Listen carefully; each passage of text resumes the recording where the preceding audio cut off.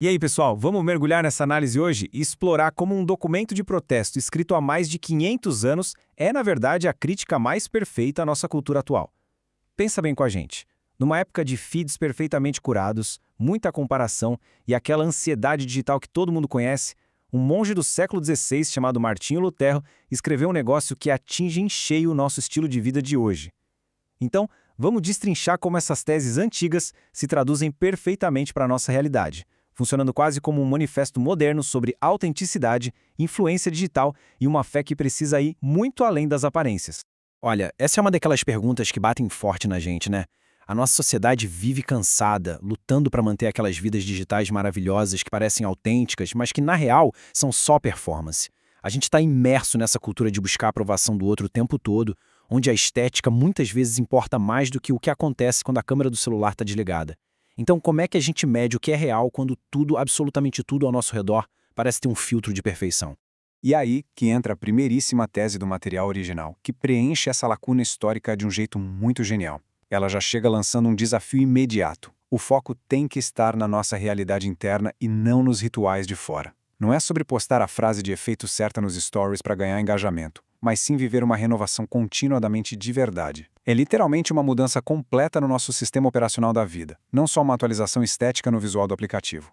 Parte 1. A revolução da autenticidade. A gente precisa muito entender essa redefinição. Porque, fala sério, o que mais tem por aí a gente confundindo se sentir culpado ou fazer aquele textão de desculpas quando é cancelado na internet com mudar de rumo de verdade. E o texto alerta explicitamente contra isso. Arrependimento não é só aquele remorso temporário de ter sido pego no pulo. É uma mudança de direção total, que é intencional e, na maioria das vezes, super silenciosa. E aqui a gente vê de maneira brutal o contraste entre um coração que realmente virou a chave e os sistemas que só servem para manter as aparências. A religião performática até consegue organizar o nosso comportamento para a gente ficar bem na fita com a galera, mas ela não muda a alma de ninguém. Aquelas declarações públicas gigantes sem nenhum fruto real por trás, completamente vazias. A verdadeira mudança acontece e cria raízes muito antes de qualquer pessoa ficar sabendo. Parte 2. O fim do consumismo religioso.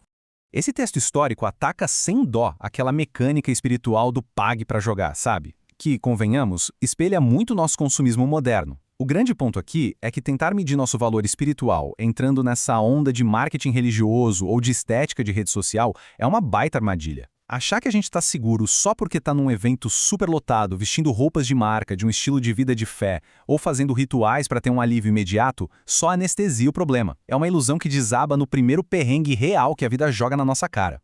Essas verdades que a gente tirou do texto original mostram uma postura muito agressiva e inflexível contra usar a fé como um esquema de lucro ou manipulação. É um choque de realidade para nós. Se a fé vira só um produto para enriquecer quem está no palco em cima de pessoas vulneráveis, o coração da mensagem já foi totalmente para o espaço.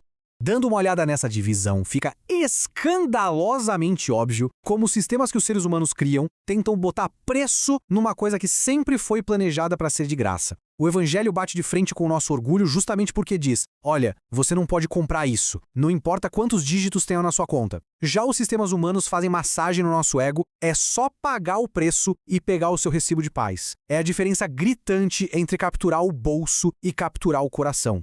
Parte 3. Aparência contra a vida real.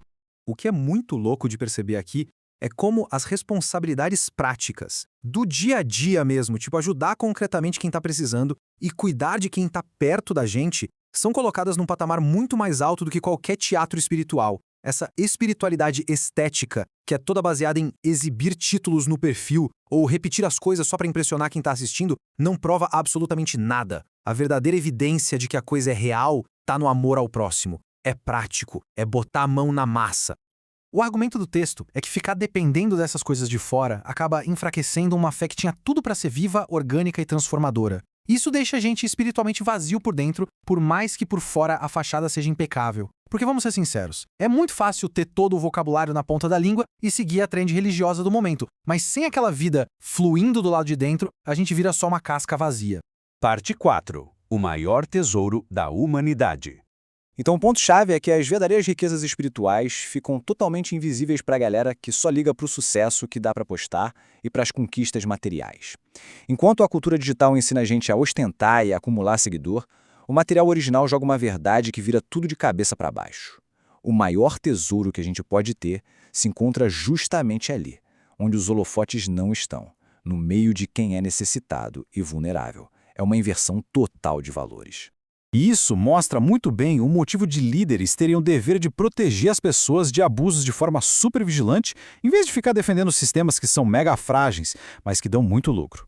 Ficar fazendo espetáculo e vendendo falsa promessa só serve para afastar quem está buscando algo real. A mensagem central tem que continuar sendo o foco, a cruz e a graça, que, por sinal, nunca cobram ingressos caros, só pedem um coração disposto a mudar. Parte 5. A suficiência de Cristo. 3. O material fonte lança para a gente um desafio bem prático: identificar 3 áreas da nossa vida onde a gente ainda procura segurança em coisas externas. E aqui a gente precisa ser 100% honesto com a gente mesmo. Pode ser aquela busca insana por likes e aprovação da galera, a obsessão escondida por grana, a dependência daquele status que um cargo de liderança te dá, ou aquela pressão absurda de manter uma imagem perfeita na internet. Esse passo a passo não é só um textinho histórico e abstrato que ficou lá no passado. É um chamado para agir, super atual, para a gente resgatar uma fé autêntica e fugir das garras desse consumismo superficial de hoje. Quando a gente intencionalmente declara suficiência nessas áreas que mais causam ansiedade, a gente começa uma reforma diária, real e super prática no nosso próprio dia a dia. E assim, a gente chega nessa conclusão super forte. Esse, com certeza, não é o fim da conversa, mas o início de um mergulho profundo para dentro de nós mesmos.